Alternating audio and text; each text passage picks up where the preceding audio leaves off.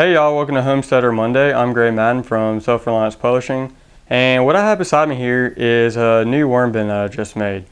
It's a 55-gallon drum that I cut the top off of and split in two with a jigsaw, and then I just attached it end to end using some trimmer line.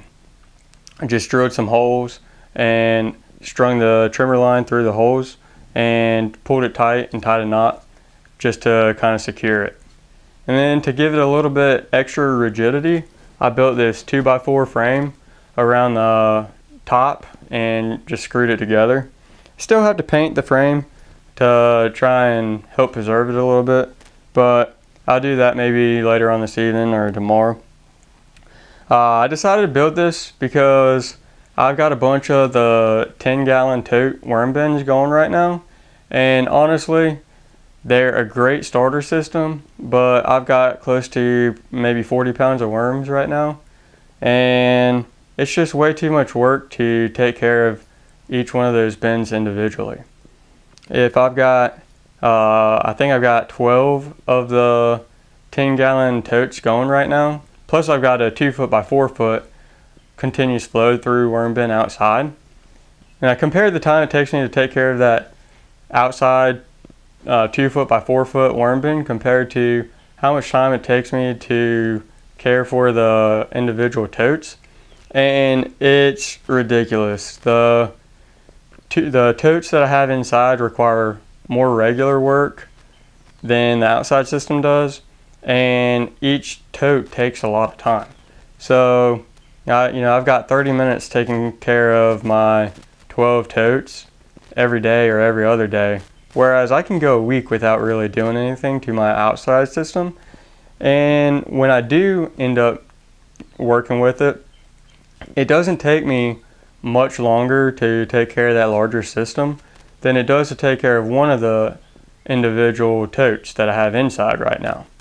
So I did this as sort of a time and labor saver because I got too much going on with putting out these videos, trying to take on more projects so I have something to talk about, come up with more material to publish and put out there for hopefully your benefit. And I don't have 20 minutes to take care of my worms every day. At least I don't want to have to do it if there's another option.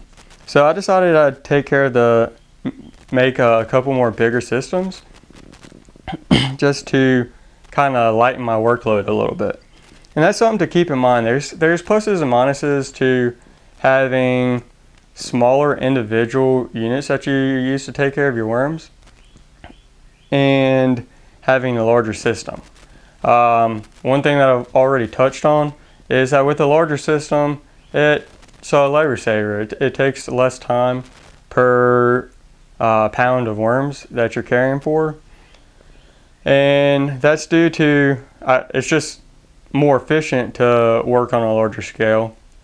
But also, I think that a larger system regulates itself a little bit better. I've noticed that with my larger system that I do have, the moisture seems to stay a little bit more consistent. I can put in more food, and if something does happen within the system, the worms have other areas to escape to. So it just regulates itself a little bit better than a smaller system does. With a smaller system, if something does get out of whack, you can correct it easier.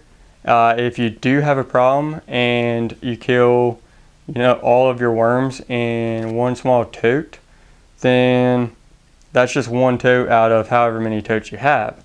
So your losses are going to be minimal compared to if you've got all of your worms in one large system, you've essentially got all of your eggs in one basket. You got all of your worms in one tote. And if you do run that system into the ground, then you got to start from scratch. You've killed 100% of what you have versus 20% of what you have. So that's something to keep in mind. I wouldn't want to have all of my worms in one system, but I've got enough worms right now where I could build a couple systems like this, and if I have a problem in one bin, I'm still okay. So I'm going to stick with this one right now. I also want to build an in-ground system, so you can look for a video on that shortly. I didn't want to go there at first. I just feel like it might be a little bit harder to maintain that compared to, say, a flow-through system. But something that I'm concerned about is the majority of my worms that I have right now are European night crawlers. And one of the reasons I wanted to keep them inside is they're not as tolerant to a variety of temperatures or temperature extremes as red wigglers are. So that's one of the reasons why I had those inside to start with. I've got red wigglers outside currently, but I want to try and do the European night crawlers outside. And I'm going to try some in an above ground system like this and see if they do okay through the summer and do okay through the winter that I have here in North Carolina. But if I kill all of them due to temperature extremes, or if I kill some, I don't want to kill all of them due to temperature extremes. So I want to build an in-ground system too, because the being underground helps even out some of the fluctuations. It'll keep the worm bin cooler in the summer, and it'll keep it warmer during the winter time. So if I have some in an above ground system like this, and I'll see how they do, but I want to put the rest in an in-ground system so I know that I'm not going to kill all of my worms if they struggle to survive in an above ground system. So I'm just going to do a little bit of testing. I don't want to put all of my worms in one system or all of my eggs in one basket, but I do need to minimize the amount of work I'm putting into it on a daily basis. So stay tuned for the in-ground system. I might also shoot a video once I get this thing painted up and put some worms in there just to give y'all an action shot. Hopefully this gives you an idea of a relatively simple system that you can build on a slightly larger scale. I wouldn't call it a large scale system, but slightly larger scale than, say, your typical Rubbermaid tote system. As always, I appreciate every like, every comment, and every subscribe. Thank you for watching, and we will see you next time.